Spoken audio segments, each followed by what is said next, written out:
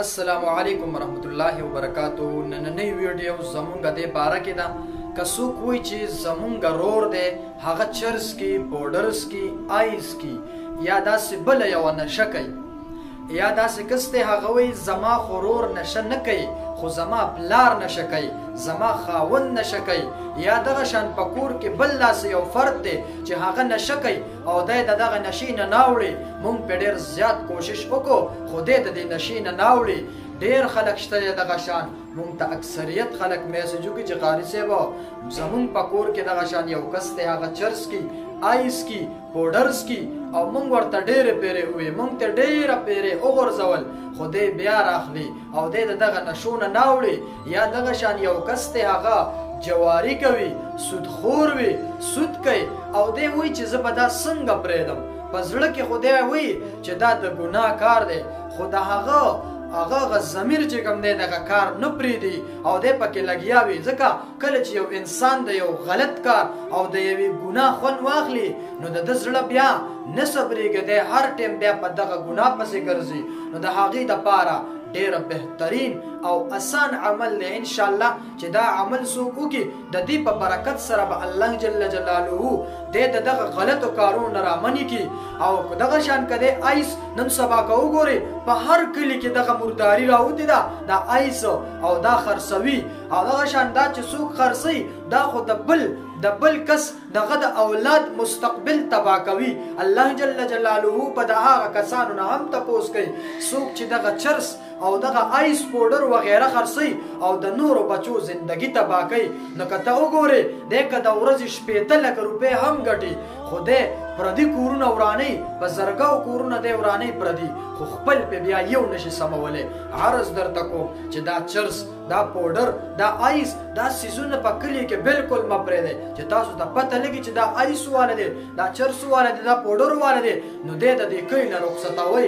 په اتفاق سره یو تنظیم جوړ کړئ چې انشاءالله زمونږ په کلي کې به چېرته څوک دا آیس، دا پوډر، دا چرس دا به یو هم نه خرڅوي. دا یو تنظیم په دې کلي کې جوړ کړه. زما خپل زړه او زما د ضمیر دا غواړي چې دا خبره زه ستاسو سره شیر هم کومه.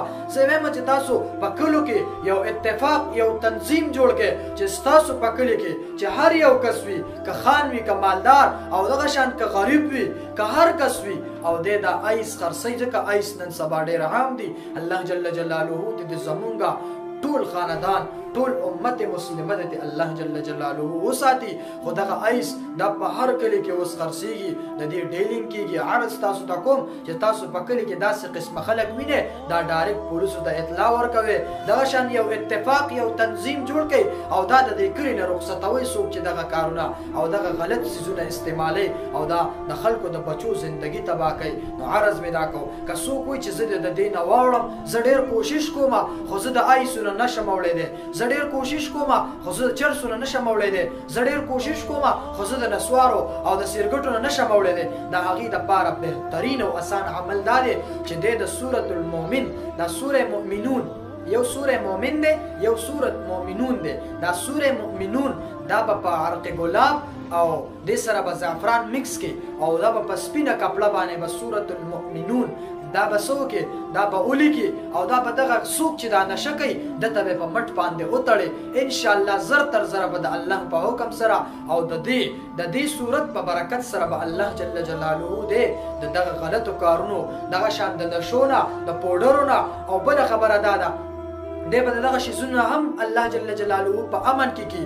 بل یو داسې کس دی هغه وایي چې زه غلط کارونه، زنا وغیره په دې کې زه چې کوم دی لګېدلی یم، اوس زما زړه دا غواړي چې زه دغه ګناه پرېږدم، د دغې ګناه نه زما زړه موړ شي، زما زړه ترې مات شي. نو دا عمل چې هغه وکړي دغه شان عرق ګلاب او دا زعفران دا د مکس کی په دې باندې د سوره مؤمنون دا په سپینه کپړه باندې ولیکي، په سپین کاغذ باندې دی ولیکي او دا د په مټ باندې بیا وتړي انشاءالله. نو دغه غلطو کارونو، دغه بد عادتونو د دې نه به الله جل جلاله تا د دې صورت په برکت سره رامنې کړي. دا ویډیو چې د هر چا خوښه شوي هغې خدمت کې دا عرض دی چې نورو ملګرو سره هم شیر کړئ چې هغې هم دا عمل وکړي چې دغه بدو کارونو، د بدو عادتونو نه الله جل جلاله رامنې کړي. او بله خبره ده معذرت کومه چې تاسو زموږ د یوټیوب چینل نوی سبسکرایب کړئ. د هغې خدمت کې دا عرض دی چې زموږ د یوټیوب چینل سبسکرایب کړي.